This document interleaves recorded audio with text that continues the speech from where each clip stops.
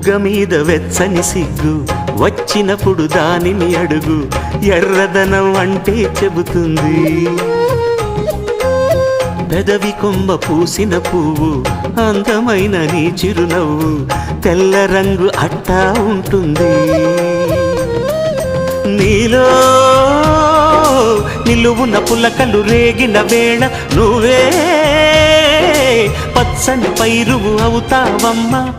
దిగులు రంగే నలుపు అనుకో, ప్రేమ పొంగే పసుపు అనుకో.